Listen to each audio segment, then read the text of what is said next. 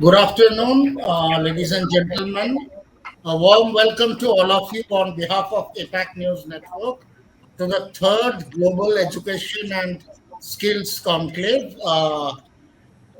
We are Today is the first day, and in the morning we had a very interactive and interesting inaugural session, which was represented by senior policymakers from the government side, different central and state level secretaries,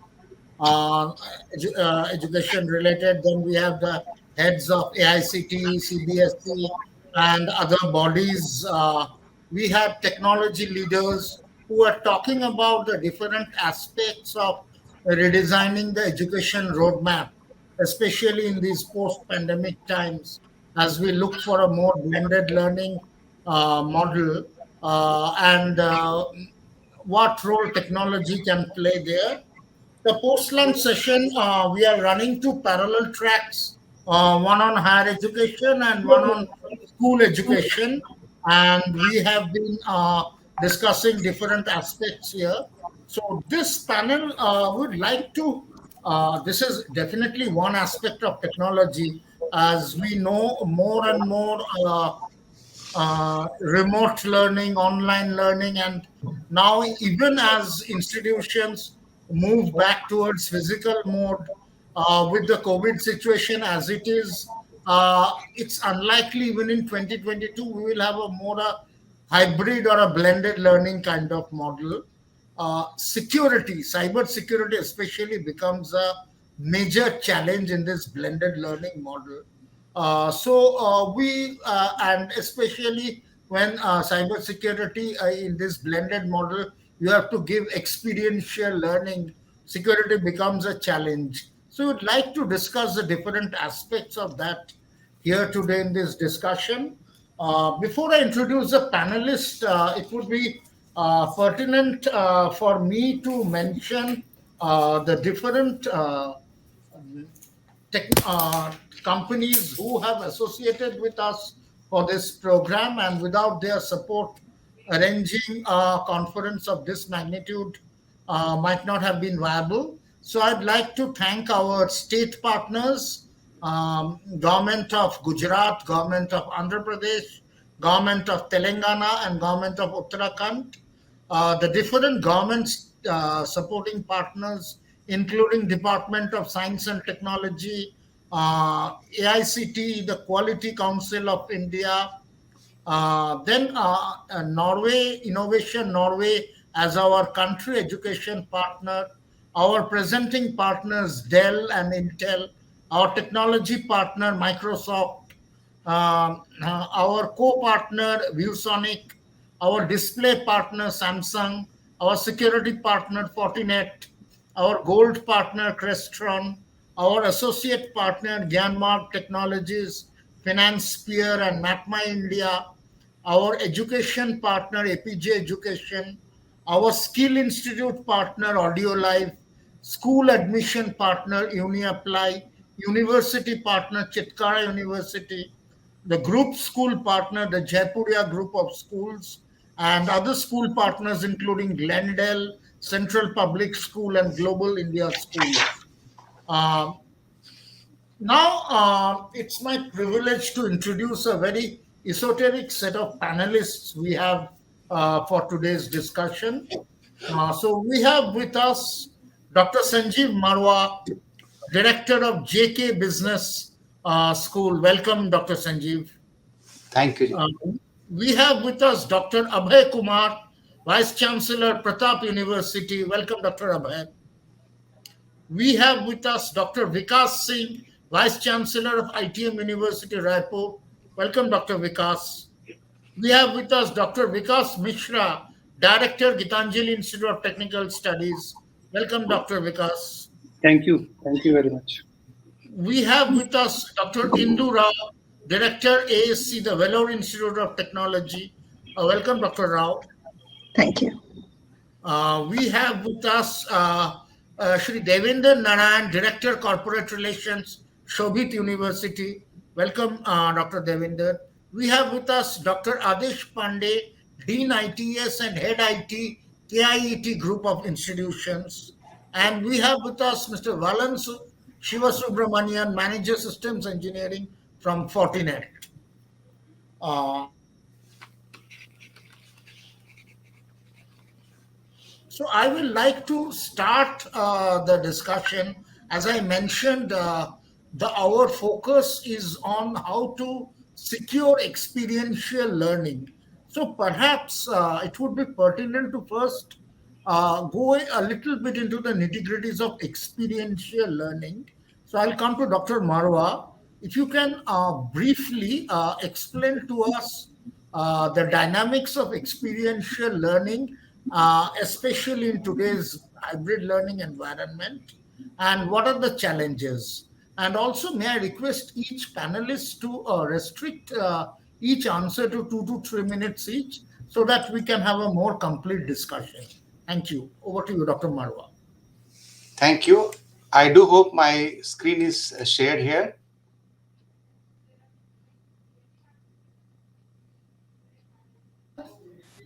Yes, please. Thank you. We all grew up listening to stories and playing games. And today we know that the most popular Netflix serial today is Squid Games. And perhaps we know because it has a gaming component in it. We have played games with a very large continuum in our lives, and so is our next generation. From the game of skill to game of chance, the continuum is huge and massive. But one thing is very certain: when there is gaming involved, the students, especially the youngsters, do get interested. From a 3-year toddler to a 35-year-old man, gaming has proven time and again to be a better learning integrator than the theorization that we have done in the last 200 years. I am sharing with you a small caselet which was prepared by our students of 2019 and 2021 batch. The management dilemma at business school is that we admit students on the basis of their aptitude test, quantitative techniques, data analysis, verbal ability, reading comprehension, all of which are very important to test the student's suitability for a business program. Unfortunately, there is no test in our country which is able to address the business acumen for a student at the entry level. And here we are preparing managers for tomorrow, which are going to lead the industry of India and abroad to the next level. And we thought that why is it that the entrance system is devoid of it? There could be a huge debate on it any day, from regulator to market awareness to market knowledge, or what we often say that this is what everybody is doing, this is what the market is performing, market is doing. So we are continuing with that. We thought let's challenge it and let's prepare if we can make a game for students at the entry level. Of course, there are challenges in terms of how much weightage we could have given. We have started with only about 10% weightage this year, but we have at least taken off. The business knowledge of marketing, finance, supply chain, HR domain is something that the business leaders are prepared for. So we thought we will rather focus the game only on these functional areas. Our students and the faculty team of 3 faculty colleagues sat together and developed this game, which is about 2 television models, one 32-inch and one 43-inch. And the student who's playing the game becomes the CEO. He has to take strategic and operational decisions for 6 quarters and also manage the inventory and supply chain logistic. Also, he has to set the pricing. There are certain hidden elements like R&D and marketing benefits, which of course the student can plug and play and start experience their positive effects when the game is over. The 6 quarters we look at the revenue as to generated by the student when he plays the game, and of course the profit and loss which has come up. Of course, at the end of every term or every quarter, he can see his results, so he's aware how the how the game is progressing for him. This is the look and feel of the game. There's a decision box: how much you would like to produce, what would you like the price of television to be, how much R&D you would like to invest, how many employees you would hire, and then you can modulate that. You can modulate that within before start of every quarter. When the quarter progresses, you can see the process, and you can also look at the output, which will tell you that within the forecasted demand, say of 5,000, you were able to produce 4,000, so you were able to meet 80% of the demand. And also, you can look at this, the percentage of market share that you will be able to grab because your pricing was good, or perhaps you had invested a lot on the advertising, and the market share could probably go up or go down depending upon your effort. But you also know that the pricing, if it's very aggressive, you lose on profitability. Yes, if your investment in R&D is very high, you lose on profitability. And if you are focusing very high on advertising, you also lose on profitability. But at the same time, if you're conservative on all each of them, perhaps the market share could never be going up, and you might not be able to meet the demand. These are the kind of reports that gets generated for a student, and he looks at the reports. This is something like an individual report, cash in hand, operating profit, and which is what students generally these days we start business programs in class 9th and 10th onwards. So students are generally aware of these indicators, and he has a fairly good idea. We also assess the students in terms of the gross profit generated, revenue generated, and the net profit generated during the 6 quarters. And to assess the students, we took a sample of 40 students. Dr. Vikas, may I ask if you can run through this presentation? We would I'm appreciate almost done. I'm the it. last slide. I'm on the last Sure. slide. Okay. Depending upon the score of the students, so this is how the scoring was carried out. Low profit, he would get score of 1. Very high profit, he would get score of 4.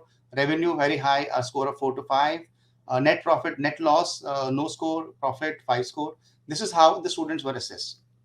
So the whole idea is that a student tends to play a game, and he understands that this is how a business could prosper, and he could probably you know learn how easy or how difficult it is to do business.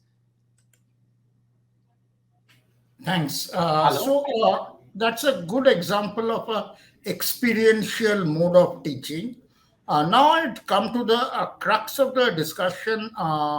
What we are trying to say in this within this experiential learning, and that typically in a blended learning mode, there are security challenges. So my question to the I'll start with next with Dr. Vikas Singh. What are the sort of cybersecurity arrangements that have you made to ensure your university infrastructure network is secured, especially when this blended learning model is being followed? Right.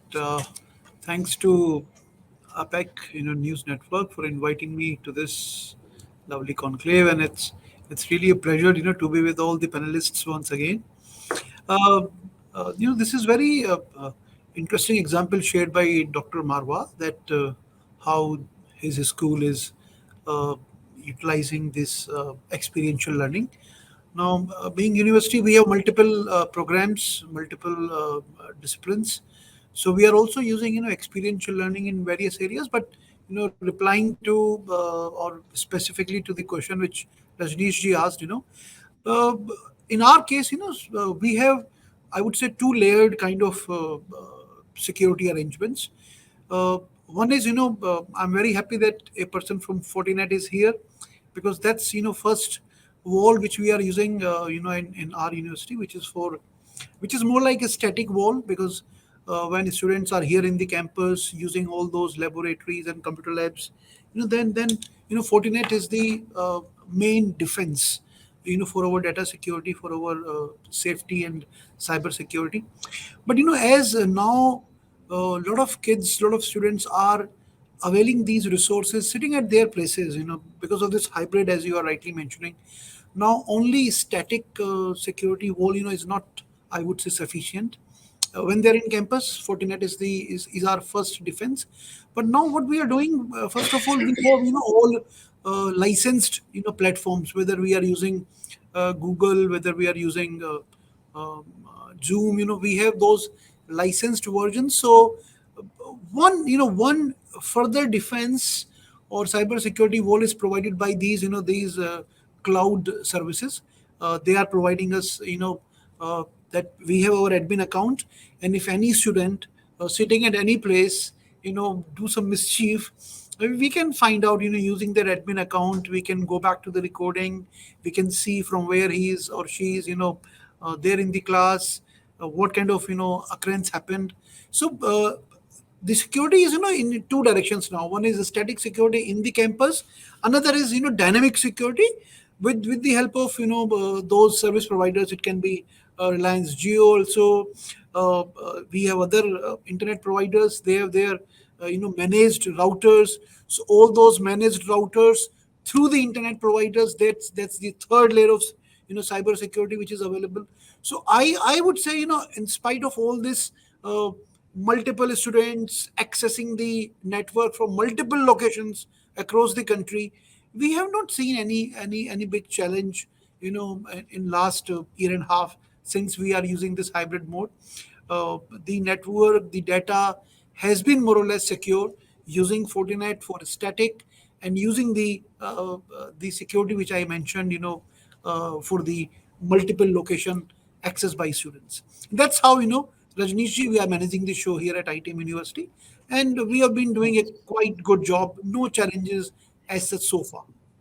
Thanks, thanks. That's great to know that you have been sort of secured till now.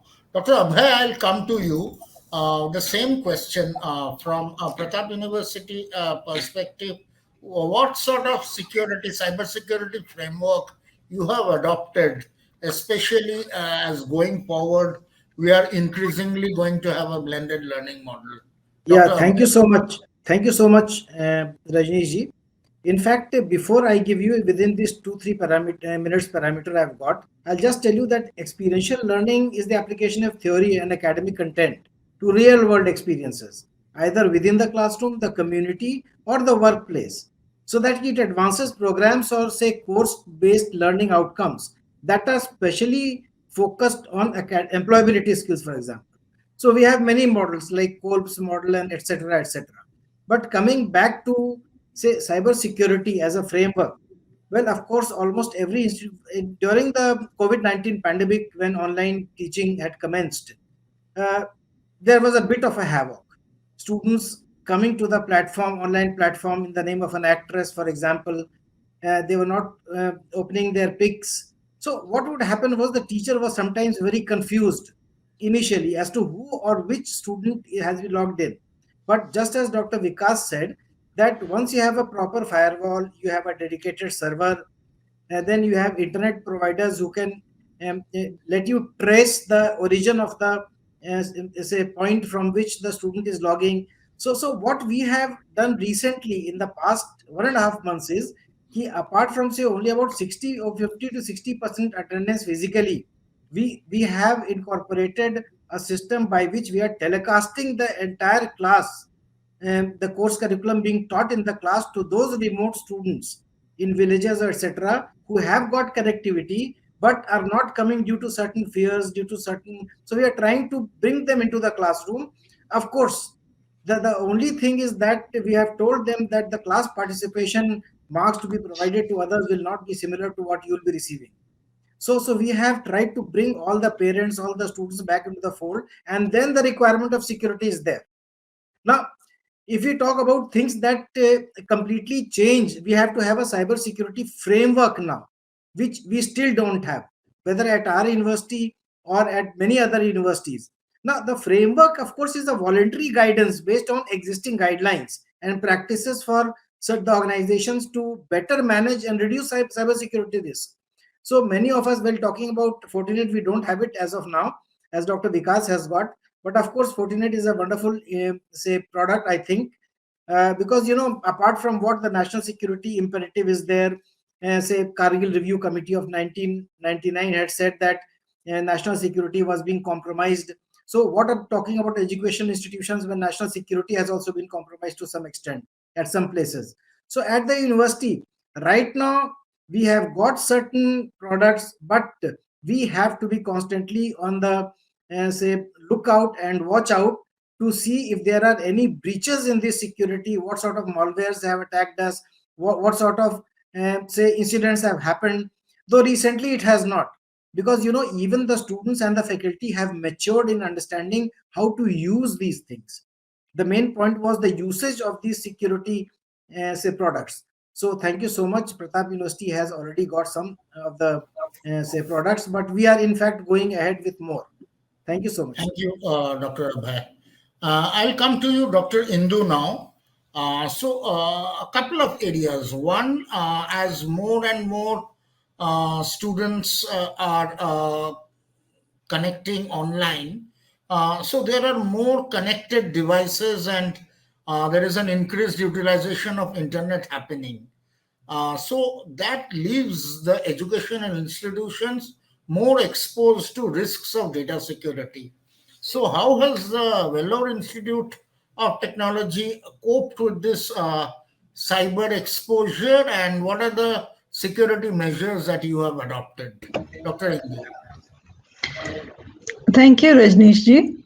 VIT, as you know, we have a large number of students, a large number of faculty, a large number of staff.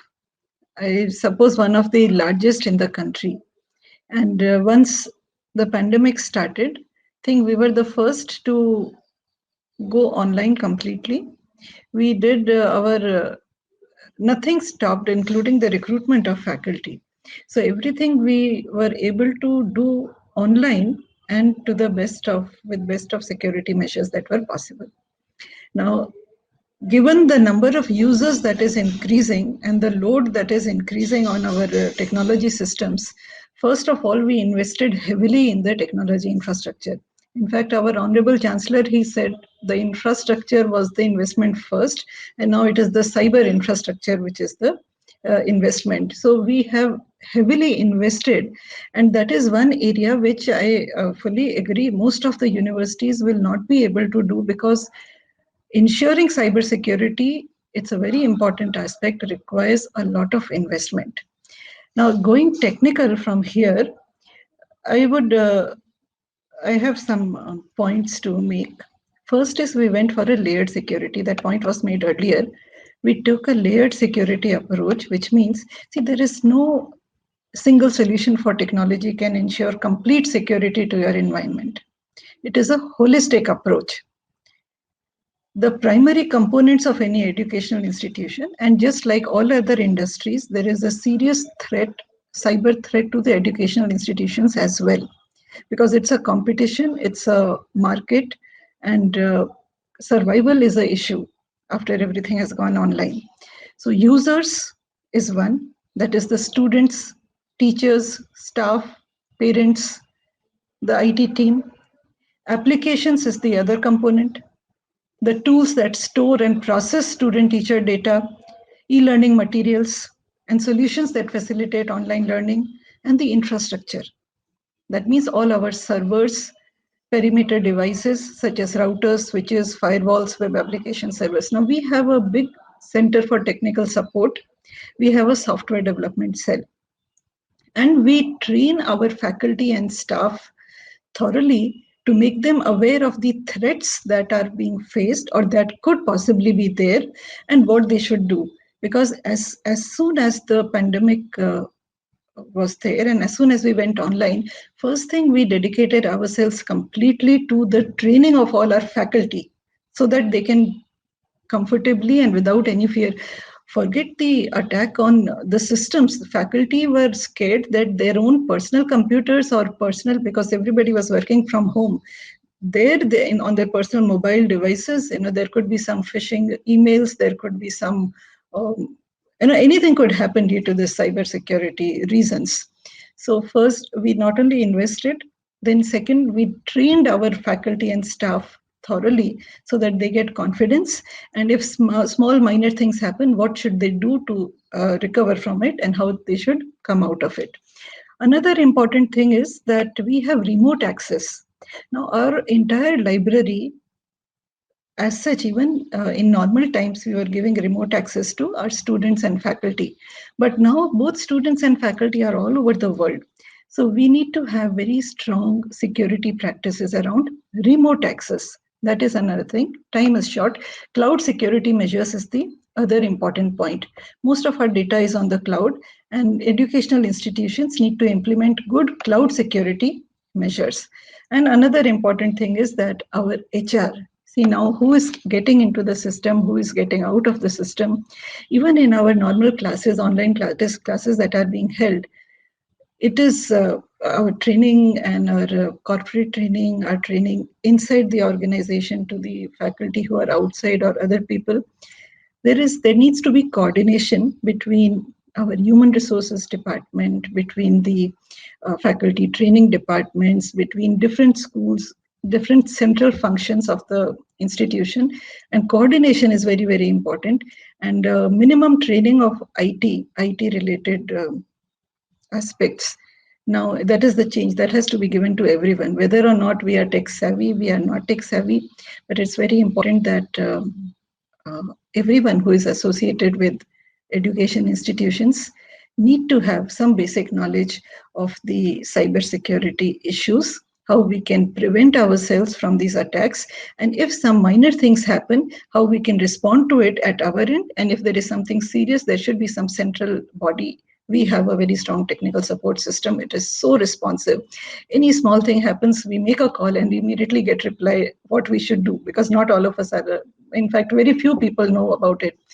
To be very honest, in the entire world, I mean, I have my son doing cybersecurity and masters in New York University, and even he says, Mom, it's very hard to get professors who can teach cybersecurity.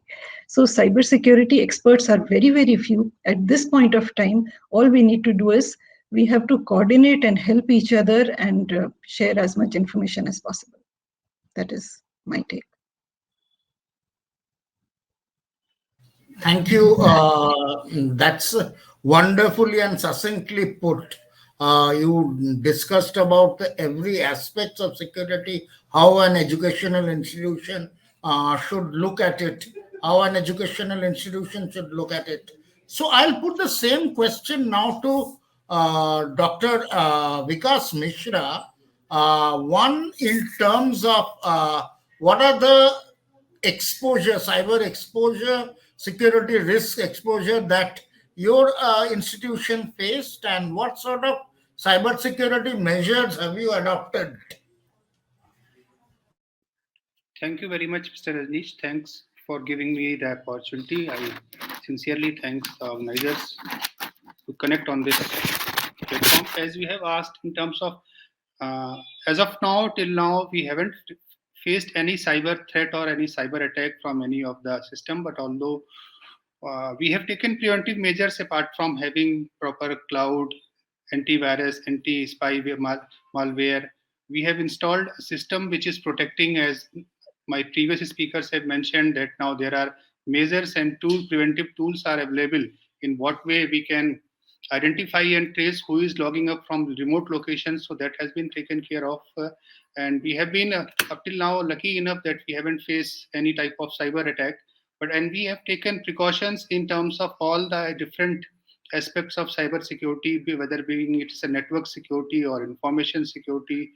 Most of our data is on a server and on a cloud, so we are taking care of that particular thing. We are making the extensive use of our lot of teaching resources are available on LMS and ERP. So in that way, we are trying to ensure that with a mix of now, like these days, it is more of a blended learning or a hybrid learning where certain students are coming to college, but still there are certain percentage of students who are not able to report back to the campus because of their own some very specific issues. So those things are challenges are there, but we are making our best efforts so that we don't face any cyber security threat as of now. That is what I would like to summarize over here. Thank you. Thank you. Dr. Adesh, I'll come to you next. One, obviously, the same question in terms of what are the security measures that you have implemented. And also, I would like to know in terms from a policy level, as an academic institution, how have you looked at collaborating with security solution providers?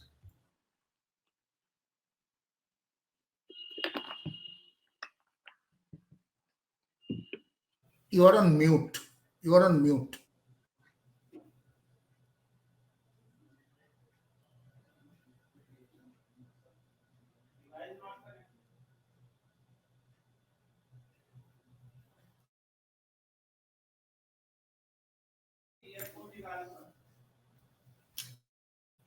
You have to take your earphone off.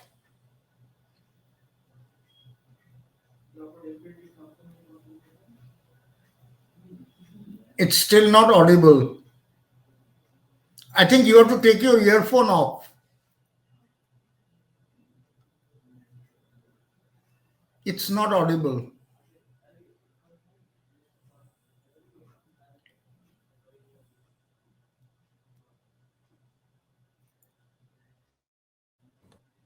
Yes. I would like to add, one thing, small thing here. The academic infrastructure was very strong, but we had one ransomware attack on our, the system which we were using for our accounting purposes. So threats are there, though we are using layered security, we are having all the licensed versions, but still there was a ransomware attack, and for good 15 days, we could not, collect the fees online. We could not make those leisures, and those activities, were in jeopardy. And then, of course, in 2 weeks' time, the team, as Dr. Rao, mentioned, our team, along with the accounts people, they worked on that, negotiated also to some extent with those ransomware people, and found out the solution. But yes, the threat is big and large, and it's happening. Fortunately, as Dr. Abbas said and Dr. Vikas said, Mishra ji said, ki bhai, we are fortunate that not in academic sphere, but we had this challenge in the accounting part of the software. Yeah, Exactly. that's So, true. This DDoS, exactly what Dr. Vikas is saying, that is distributed denial of service. And these attacks have become more common now than last year. And then everything goes off for up to 1 week or 2 weeks. Toss 2 weeks, 2 weeks, we could not collect fees. Students were having their hassles. In fact, the earlier data of last, fees which were deposited was not available readily. So it was a challenge, for good 2 weeks. Then, of course, things got sorted out. exactly. We'll Yeah, take that can up. you hear me now, please? Yeah, you are now audible, sir. Yeah, The thank answer. you. I'm sorry for the delay. Rajneesh ji and honorable panelists, thank you very much for giving me the opportunity. And a very good discussion is going on cyber security, especially in academia. I believe there's the timely discussion is because due to pandemic, a lot of challenges is faced by the institutions and the universities also.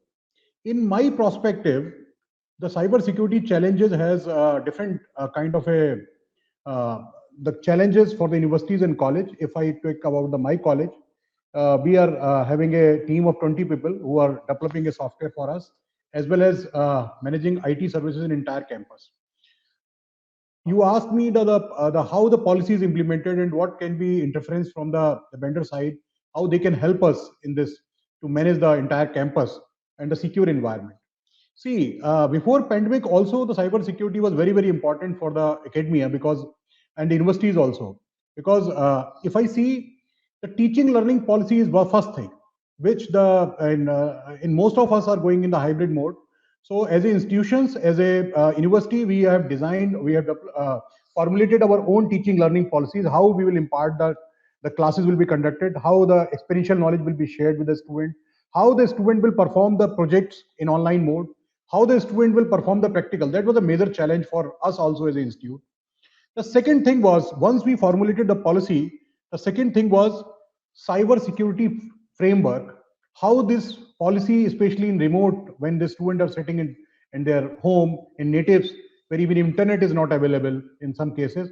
So how this the examination will be conducted in the fair manner, and how the practical will be conducted, and what kind of environment institution will provide. So next comes the cyber security policy framework, which every institute, and we also design especially in 2 years back, we designed that how when we are going hybrid, what kind of a support system is required to support our faculty members in teaching and non-teaching staff also. The third aspect, which I feel is right amount, kind of a tool, where we talk about the layered security, the UTM or firewall, which in our case, we fortunately we deal with the Fortinet also, but right now we are using Sophos, the UTM. The fourth component, which Professor Indu was mentioning, that very important was, and for the institution, especially when the pandemic arose, was training of the staff members and faculty members.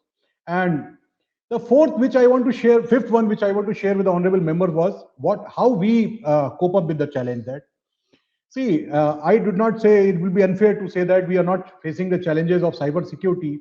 In almost, as I am heading this team, almost every day we face the challenge of cyber security now. Because why we feel that?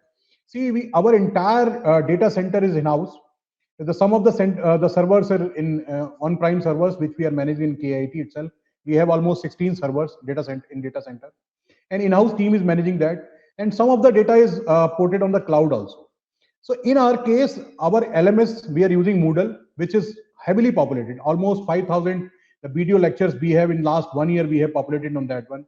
Our entire course file, the all teaching learning material is posted every day on that LMS, which is hosted in cloud. And we mapped in such a way that the student have access to the teacher's note, even the lab manuals. And when we conducted the lab in the hybrid mode, some students were having not having the laptops, they were having their mobile only. So what we did, we integrated almost 40 the compilers with our LMS server, Moodle, and the student was supposed to write a code in any editor of in mobile, and then they were submitting the code, compiling the code on our server, and they were submitting it. So that is how we cope up that. The challenge which arises that if we have not implemented the policy properly, then there were the chances of malfunctioning of the software which we have deployed, even in case of malpractices followed by the faculty, the students also. So what we did, we first of all formulated a policy, teaching pedagogy, teaching learning policy. Then with cyber security framework we policies, and we trained all. My team and me has given almost 50 FDPs in last 2 years to our faculty members and staff, and we brought all the faculty members and staff in online mode in LMS. It was a huge task. How we are managing this in our campus, the cyber security is, we have a proper UTM, we are using Sophos services. We have an entire managed switch we have applied. We are using a proper NMS network management system. We have a YouTube channel for which we have made the policy, and this YouTube channel has almost 10,000 videos developed by the student and the faculty members. My honorable panelists, in spite of this taking all precautions, we face the challenges in cyber security. So what we did, this was an innovative thing which we apply in our institute. We open our website to the student to hack, and we invited all the students to do all kind of malpractices and whatever they want to do it, and we open for the student. It was a contest kind of things, and we identified 10 students who was very notorious, but they were very sharp, and we included those students in our team, and they are working with our ITS team in our college, and they are doing a wonderful job for us. They are giving all kind of inputs. Where is the vulnerabilities arise in our software? We are using our own ERP. We are using our own setup LMS. We are using our home developed website also. The fifth thing which in spite of all those precautions, there was nitty-gritties by the student. Our students were suffering. Even the faculty members are suffering. The professor, my earlier participant was telling that the faculty member was not sure that data is secure. It was happening day-to-day life today also. So what we did, we offer the auditing to our entire network services and the software also to the outside agency, and we requested them to do the auditing for us and give us a report that. So the month back we received that report. I think that was a wonderful initiative by my management in college. So we got the complete report where our vulnerabilities lies in our system, the software which we are using, where the vulnerabilities lies while we are using the cloud services, where the vulnerabilities lies we are using the server in on-prem cases. So now we are implementing those services. The last thing which I want to tell you, what we are looking from the the very reputed firm like Fortinet, the Fortinet can do the interference in a certain policy making when we are designing a cyber security policies. So they can suggest us how to make the professional policies, and they can suggest us right amount of the software, right kind of a software and hardware, what kind of a the security system we should be in place in the campus. So I look forward to work with the interference from the Fortinet and other vendors, so that they can suggest us and the institutions or universities like us how to frame the policies. In my view, the the good policy frame for the student and staff that can secure our network. And if our network is secured and we can providing a secure environment for faculty members and the researchers and for the student also, then more and more they will be feel confident to put their data, pull their lecture notes. See, HR is another very important aspect. Now in our institute also, and mostly other institutions and universities also, entire HR practices are online. So the people are writing their credentials, their achievements, their leaves online. So we have again offered the audit for our HR system also, because it was designed by the student and faculty members for our own need. So now we are looking forward to deploy our all those services on cloud for certain challenges. We want to reduce the cost also. So I look forward to work with the vendors also in policy framework designing. Sure. Thank you very much. Thanks. That is my take on this. Thank you. I'll come to next panelist, Mr. Devendra Narayan, with a similar question. One, obviously, the cybersecurity challenges that you have faced, and more importantly, how have you looked from a policy framework to collaborate with security solution providers? Thank you, Mr. Rajneesh. Thank you very much for inviting me such an important session. Although I'm not a technical person, so I'm not able to talk much on the technicalities of the cyber security. But yes, being the end user of IT infra, what my understanding about it is that because why academic institutions are more vulnerable. Reason being is that an academic institution needs freedom of access the data, freedom for innovation, freedom for research, and most importantly is that in an academic institution we need to share resources in-house as well as from the peers, maybe from other institution, maybe from research center, sometimes the government, so in these circumstances, it is very difficult for us as an education institute to build a circle, a security circle, or a security wall. And that's where an education institute becomes vulnerable and less protected. So we need to understand from that perspective that if these things are there, and that is why the hackers are because the institutions are having the maximum data, which can be sold in the market for a huge amount. So definitely the people are always looking forward to that factor. I tell you that our university in particular, we are quite vigilant, and we are doing using the all these cyber security tools from quite a long time. And the very interesting story behind it, reason being is that in I think in 2007, yes, 2007, one of our brilliant student in very first year, he tried to hack in fact he hacked the university server, and we are a little bit surprised. And in place of punishing that boy, we tell our IT team to use that particular boy and learn from him and teach him all the elements of cybersecurity. I'm talking about 2007. And we are quite happy that today that boy is among the top 25 ethical hacker in the world. And the team who taught him, they're still with the university, the professors, his teacher, the lab operators, the lab assistants, and or the entire team of Shobit University is always taking care of these kind of breaches. And yes, the management always try to upkeep the infrastructure, because that is something which is very prime. Because normally when you don't have the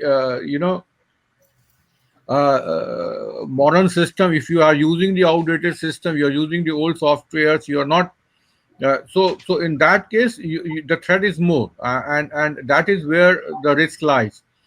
So what I feel personally, that it is very important that time to time the infrastructure to be improvised, the new technologies to be used, and most important is we need to train each and everybody in the institution. It's not only the student, it's not only the faculty, but the administrative people, even the people who are visiting the university, they should know about all these things, because many places they are going to use our network.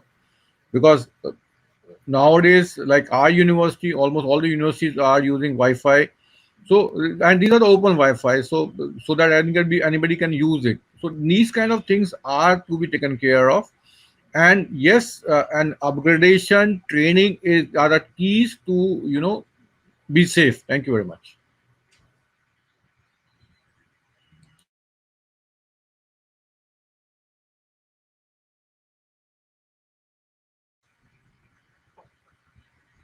Rajneesh जी, आपका mic mute पे है. Thanks. Hi, Valan. I'll come to you now. You have heard all the panelists talking about some of the attacks they have faced, some of the challenges they have faced, and Indu or Adesh have very clearly mentioned some of the measures they have undertaken also. So now, as a security solution provider, how would you suggest that you can help these academic institutions ensure that they have a proper cybersecurity policy in place, and how that framework can be done? And as blended learning is the future, we know it's here to stay. So, how can you help these academic institutions? Yeah, thanks, Rajanish. Thanks for this opportunity. I'm really proud to be, midst of this eminent educationalist. I am really, I would like to acknowledge, team has been doing a great job on keeping the system, our education system on. Like we are seeing the admissions going on as usual. Curriculum being completed on time, and even exams happening, be it online or offline, right? It's continuing even in spite of this current situation. So you people have really done a great job in keeping your infra in place. And I could see from the experiences shared by right now panel members, I could understand that it's the kind of IT infra you have is as good as IT infra that is maintained by big IT corporates. That is the kind of infra you people maintain. First of all, salute that kind of importance you are given and the kind of care you have taken. So from the industry, typically talking about industry institution interaction, typically that is something which really brings out great results that I could see. Lot many places it's happening, and lot many institutions, you already have the necessary infra and you're geared up to face this. But certain things which I would like to, from my experience that I see in the industry, what I could like to share with the panelists here is, see, first and foremost is having that awareness, knowing what's going on. I saw some of the panelist members, like I think Madam was Doctor was referring about in Vellore University, right? They have the complete set of process, like right from giving awareness to the faculty, students, and then having a complete process in place, being ready for an incident to happen, like when something goes wrong, what to do, and being prepared. In fact, that is what we should be like. We shouldn't never ever be complacent, saying never an incident happened in my network, so nothing is going wrong, I don't have any data. So that kind of casual attitude typically is what used to cause a trouble. We need to all be aware that any kind of IT infra today, right? What we have, it could be simplest internet connections, minimal systems in the lab network, they could get compromised. And the way Gartner says is, approach security with the mindset that the network is already compromised. Just from that scenario, how are we going to recover back the IT infrastructure? That should be our approach. So you take it for granted that there are only two sets of networks, or IT teams there. The teams which knows that the systems have been affected, they're trying to get it back to form, and the team others who don't know that their systems are breached. Only So it means that no necessarily the systems are breached. So from that scenario, when you have to build back, we need to have the complete framework in place. Like I think no panelists are also mentioning about security framework in ISMS, information security systems framework. The approaches have a continuous cycle, a PDCA approach, what we call a Deming's principle, where we plan, meaning do an initial risk assessment. What is the level of risk that we are exposed to, and have necessary controls to minimize that risk. See, we can't do away with risk. Risk always will be there. We have to live with it. What is the extent of, to the extent to which we could minimize, that's what is practically possible. Minimize that by deploying security controls. And then after deploying, just cross-check whether these controls are all in or in working in proper fashion, like do an audit in regular fashion, and whatever is the audit finding, try to close it. So have this cycle, continue the cycle, whatever speed you could make it, if best possible is every quarter, if you're able to do this the PDCA cycle, that's the best thing. If not, at least do it once in a year. Do a risk assessment, fix those gaps by plugging in controls, audit and see whether the controls are working fine, and fix whatever gaps found once I right fix it up. So this continuous improvement is only going to help us, and that has only helped us, I believe, to overcome this kind of challenge that what we saw. No one would have been prepared for the complete educational content to be delivered online remotely, and even the exams to be securely done. We all made it possible today. We could see that even the exams are with conference taken online, and everything is going on, and students are able to continue their education. So already the job got done, but where I feel there's an area of improvement is today the utmost importance is from the academic angle, just for this getting the degree or passing, that is the intention, or majority of students we see with that mindset. The intention of really getting into knowing things, the experiential learning, what we are talking about, right? I feel that is slightly missing. So that's where I believe we could bring in that angle. In fact, today the TCP/IP stack, the complete networking on which we are right now relying, the complete internet is operating upon, the way this event is happening, right? It's all built by a experiential or a small projects done in the institutions. Those technology were only built upon and today used by business in a very big way.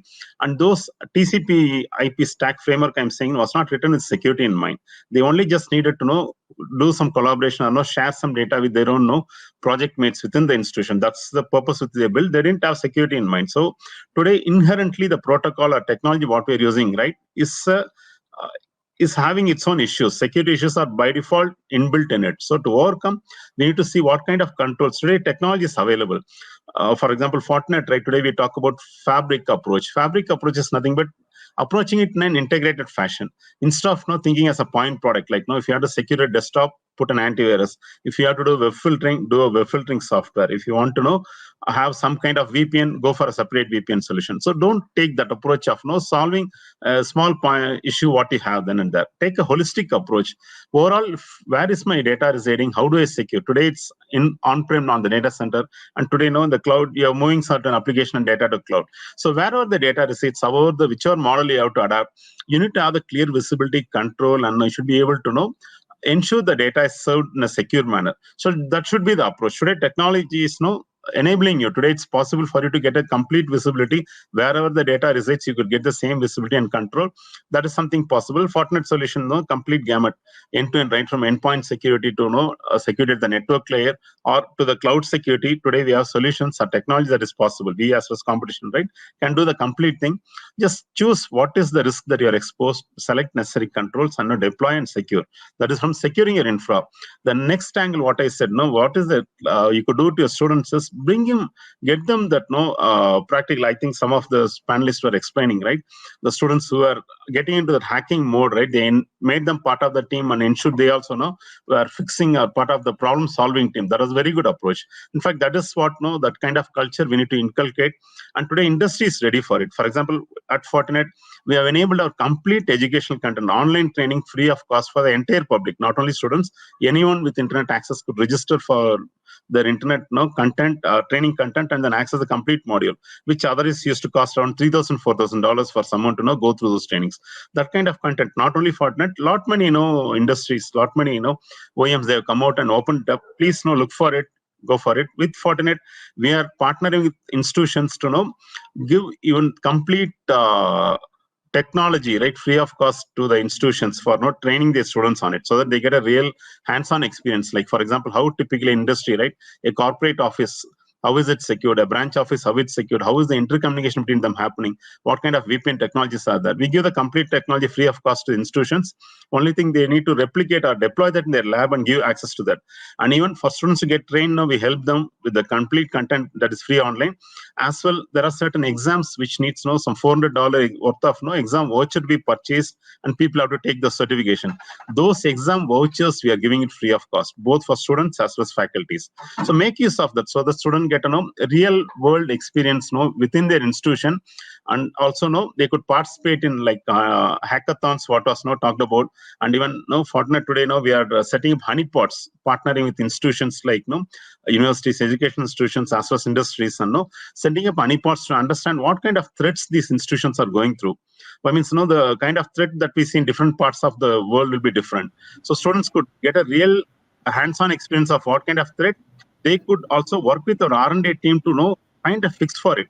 How do they develop a signature to address that kind of path? So these are the opportunities that is available in the industry. Please make use of it, and then let's see to that our students who are coming out of the institutions, right, are industry ready, as well as are able to take up this R&D and opportunity in the cyber security, and help solve this issues that we have in front of us. Thanks, panelists. Thanks for your time. Thanks.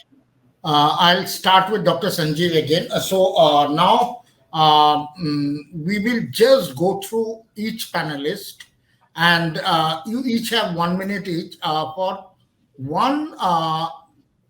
Going forward, the way the situation looks like, it's almost a stop start. We don't know whether there will be, and now there is suddenly panic again. So we don't know when just as the institutions were opening, again there might be closures happening. So keeping in mind in this scenario, a blended or hybrid learning will be the thing looking forward, and experiential learning is an important component there. So, keeping that in mind from the security aspect, what will be the one most critical action or initiative that each of you plan in your institution in the coming year? I'll start with Dr. Sanjeev, and each of you have 1 minute to answer one most critical action plan. Thank you very much. I fully endorse what Valan has just mentioned, that we all are exposed to the risk, and we must be sensitive towards the cyber crimes that happen around us. In fact, the failure of any cyber attack is the institutional failure. We must accept this and work according to a plan. The first and the foremost and the only thing that I would focus is quantify the risk. Unless we identify the risk and quantify the risk, we will not be able to move forward. All of us have suffered from proxy server, Zoom bombing, failed efforts of the institution to take charge of the camera of students. When we want the control of the camera to be there, suddenly something slips up and the camera control we lose camera control. In fact, sitting here, I have written a small note. We have moved from the university gate to my gate, which controls the entry of students online. We have moved from breakage to leakage. We have moved from breaking to hacking. We have moved from disturbing to bombing. We have moved from cheating to disappearing. We have moved from security wall to firewall. We have moved from timetable to LMS. And we have moved from fortifying to Fortinet. That's the world today, and we have to live in this blended world. We must prepare ourselves, quantify the amount of risk, and ensure that we take sufficient measures so that tomorrow we are not accused of any institutional failures because we did not see the risk coming. Thank you. Oh, lovely. You really made a quote for a journalist like me. But jokes apart, yes, this identification and quantification of the risk is very important. Dr. Vikas Singh, your 1 minute starts now. What will be your one action plan in 2022? First, the talk by Wallen was very informative, and I think taking cue from their comprehensive solution is what is required. I think still we are going in the direction of piecemeal kind of approach, and because we are already customers of Fortinets, maybe I'll check with my team that have we discussed this comprehensive solution kind of thing. Another thing I would like to quickly share, that we have a program here which is undergraduate program of cloud technology and information security, CTI as we call it. So I think maybe I would request the head of the department to get in touch with Fortinet or look at the Fortinet site and see what kind of hackathons or activities are there, so that students can have some hands-on experience and some add-on. They are having 5-6 courses in their program, or which are focused on information security and cyber security. But it will be a good information sharing by Valan. Thanks for that, and I'd be very happy that our students participate in that. So maybe comprehensive looking at the cyber security and opportunity for students. So both are very good takeaways from this discussion, Valan. Thank you so much. Thank you. Dr. Abhay, your one point action in Yeah. 2022. Thank you, Mr. Day. In fact, let's say that necessity was supposed to be the mother of invention, or it has become the mother of adoption. So we had to adopt technology whether we liked it or not. We may not have matured to a certain extent, but of course, uh, uh, I think Selva Subramaniam ji would say that, tell us that Fortinet has done it. Well, today I was talking to my IT head because I had to speak today, so I wanted some tips to him, being a man from management. You know what he told me? I was talking about the cybersecurity framework. He told me that the critical infrastructure, the cybersecurity framework, can be implemented in stages.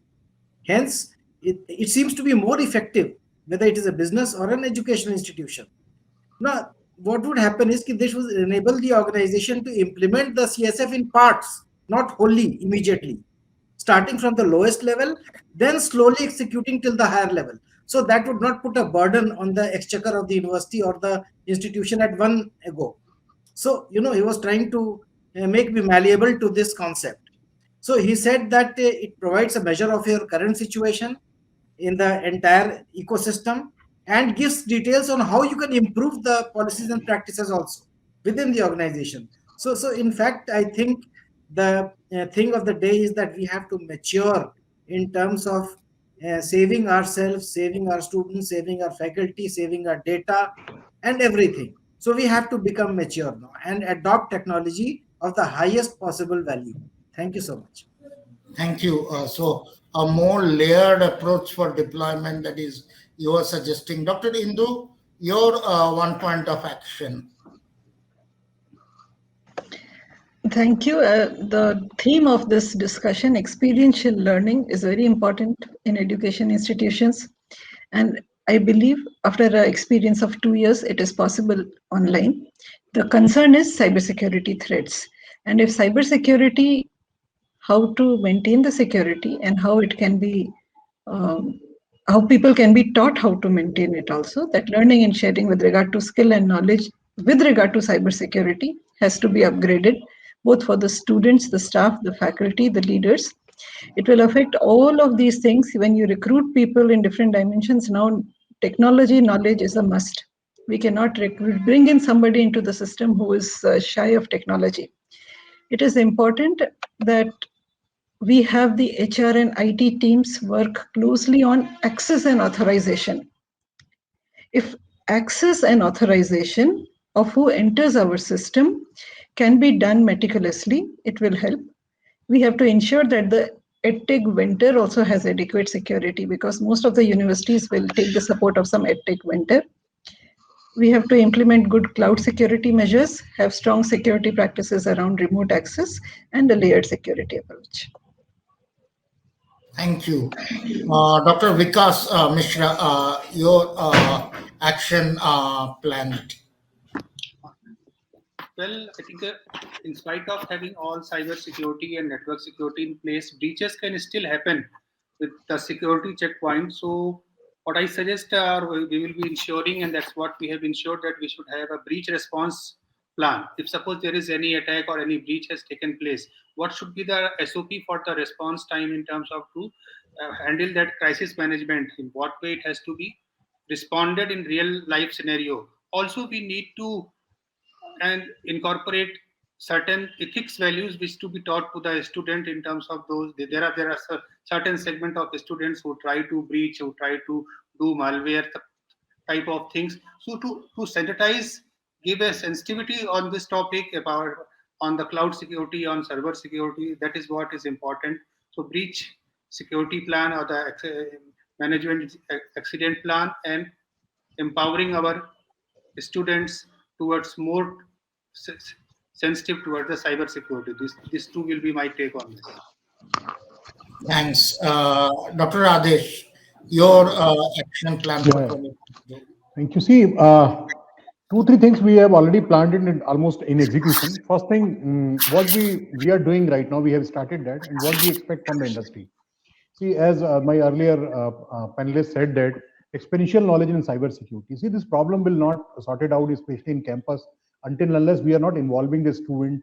And see, what we are doing right now, we have fetched almost all our the old hardware which were there in the college, like layer 2 switches, layer 3 switches, the old firewalls, old UTMs, and maybe a good company also, and the servers also, and virtualization infrastructure which we were not using now.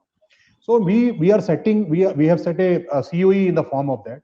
Now what we are looking for the industry, from the industry, that somebody should do the hand holding to design or to do for, the course for certification, to certify our the faculty also, the student also, kind of academia partnership for the experiential knowledge, sharing the experiential knowledge with the student. Third thing which we are looking for, that we did certain implementation of policy decision we have taken. We have implemented the layered approach. Now we are looking forward for the industry that somebody should come and do the proper auditing and to suggest the infra upgrade to our the institutions. And we are in process with a couple of industries, and that process is on. Third thing which we are looking forward actually is now we are putting a lot of data and our LMS in on the cloud. The cloud security is also very challenging aspect. We are securing our servers, their data, which is there in on-prem, but we are not able to do anything. We don't have a right set of knowledge also where we can put in the security aspect of the cloud security. So for three aspects we are looking for toward the industry. First, how to bring the professionalism in the policy, how to bring the professionalism in the experiential knowledge in the domain of cyber security. Third is the cloud. That is my plan of action. Thank you. Thank you. Thank you. Devender, I'll come to you. Your action point plan for 2022. See, basically, we must understand and we accept that, and we already did, that the education institutions are vulnerable. We need, always we need to be in a high alert.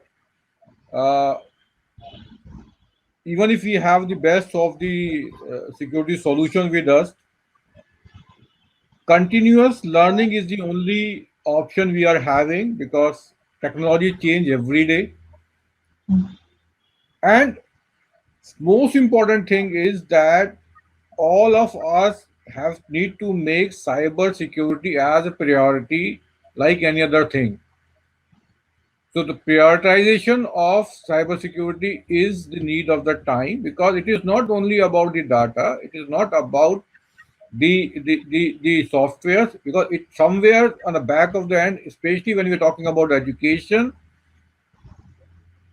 our kids are vulnerable, they are at risk, because I mean, if you talk about maybe bullying on the net or maybe other things, so we need to be very careful. We need to be very cautious. We need to train and update each and everybody time to time again, and we need to make cybersecurity as a priority in our institution. Thank you.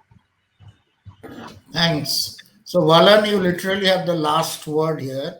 So, you have heard everyone's action plan. So, now what would be your one most important suggestion which these institutions should look at from the security aspect in 2022?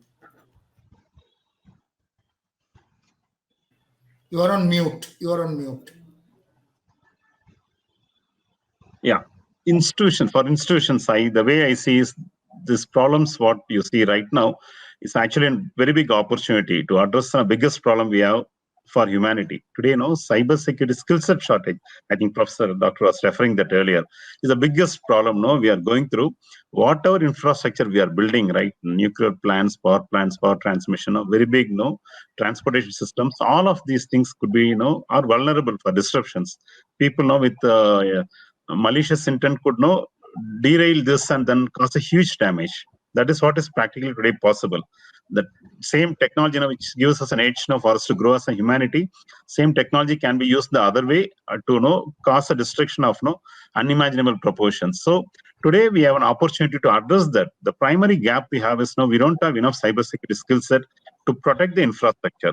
So as an institution, as an educationalist, right, you could just churn out or ensure the students who are passing out come out with that kind of cybersecurity skill set, which in a way straight away addresses their employability requirements. Straight away, a huge demand. One of the best paid jobs today in the industry is in cybersecurity. I think all of you will agree on that. As well, it's a service to the mankind by addressing the prime area where we are right now missing out, help, so that you're able to properly protect the infrastructures that we build. As well, right, I said the technological problems which are the root cause of the current issues what we have is these all platforms are built from academic institutions. So the same institutions today has an opportunity to address that problem. The same security controls needed to holistically address the issue instead of approaching it as a piecemeal, right?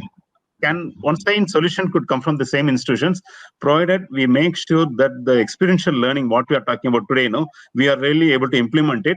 And today we have the ways and means to do that. As I said, right, the training content is available, tool is available. Only we should have the intent to go for it. So the tools, what I referred, right, some of you are asking, Fortinet has that training content meant for everyone who is using internet, who is using a digital wallet, right? We get an SMS, we don't know why we should not click on the link. People click and still lose a lot of money. Why? They are not having the awareness that these are phishing attempts which they should not fall for. So these trainings, what I talk about, right, which is how for public, is there for anyone and everyone. You could just take this knowledge to the entire population, just not the students. So that is something which is needed, which you could play a big role. Next is the IT awareness for your own IT teams, right, who are managing your infra to address the risk. We have a separate security training program meant for IT teams, which will help them develop the policy framework which will protect institutions. And the last is make use of the FNSA program. Fortinet Security Academy is something what we have, which you could partner with. Some of you are asking for it. Just sign up for that academy program, which will give you the complete security tools needed to be implemented in your own campus. Your students and faculties will get hands-on real-world experience. As well, they could entitle that $400 exam vouchers, which is it's very something 30,000-40,000 rupees, right? For exam fee is not a small amount. Today, that is something kind of CSR what our organization Fortinet is doing. Please, I'll invite all of you to make use of that. Your students as well as faculties, to make use of that. Not only just for the sake of the $400, but the kind of knowledge they will gain, right? It's invaluable, which will really play a very big role in their life. So with that, I would like to conclude. So today we have a problem, we have a solution in front of us. Let us execute. So that's what I see. And we have a great 2022, which we already had gone through the problem. We have come out of it successfully. I think all of you will do a great job in taking our country and making us proud. Thank you. Thank you.